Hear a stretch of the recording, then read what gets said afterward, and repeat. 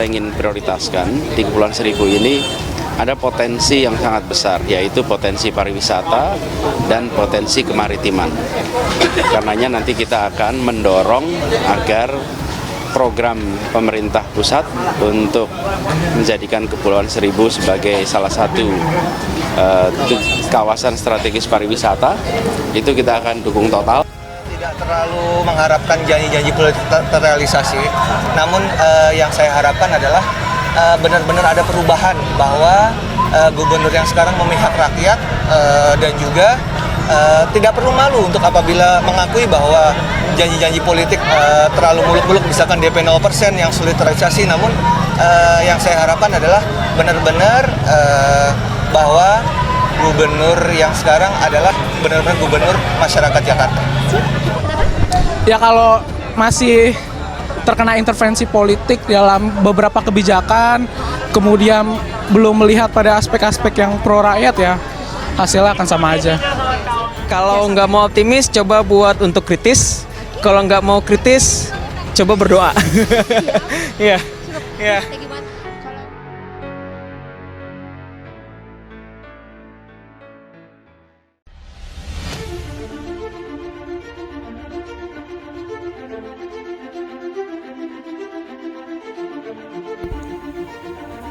Sisa setahun, PSI tagih janji kampanye Anies bangun Kepulauan Seribu. Anggota DPRD DKI Jakarta dari fraksi PSI, Justin Andrian, menagih janji kampanye Gubernur DKI Jakarta Anies Baswedan untuk membangun wilayah Kepulauan Seribu. Ia menilai pembangunan di Kepulauan Seribu masih sangat tertinggal dibandingkan 5 kota lainnya di Jakarta. Penagihan janji ini disuarakan Justin mengingat masa jabatan Anies hanya tersisa 1 tahun lagi hingga 2022. Kabupaten Kepulauan Seribu saat ini masih sangat tertinggal dari wilayah lain di DKI Jakarta.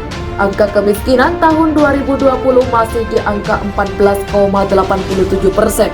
Jauh dari angka kemiskinan rata-rata DKI Jakarta sebesar 4,53%. Kata Justin dalam keterangan tertulis Rabu 17 November 2021. Pertama, Anies janji atasi ketimbangan pembangunan di Kepulauan Seribu.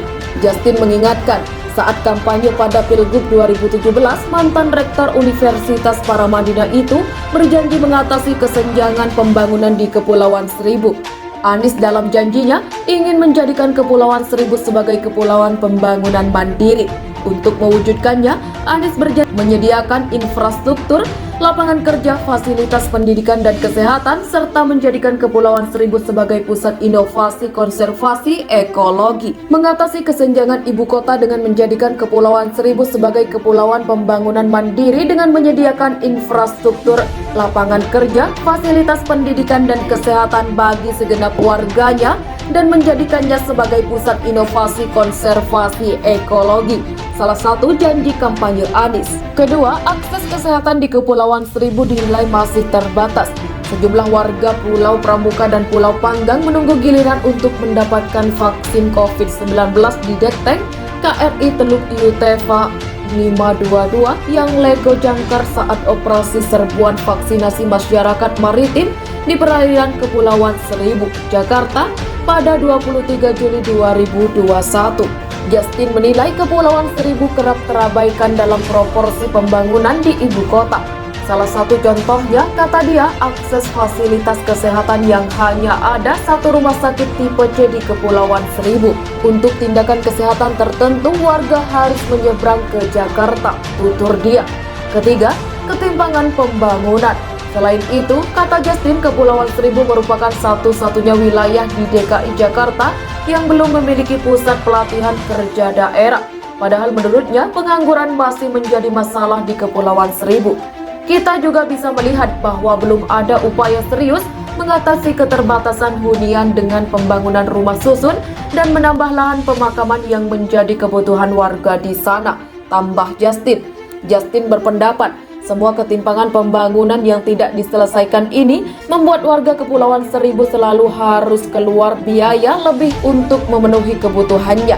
Imbasnya, tingkat kesejahteraan warga di Kepulauan Seribu menurutnya sulit naik. PSI menagih keberpihakan yang sudah dijanjikan Pak Anies untuk warga Kepulauan Seribu. Jangan sampai di akhir masa jabatan beliau belum ada pembangunan dan perbaikan kesejahteraan di Kepulauan Seribu, kata Justin.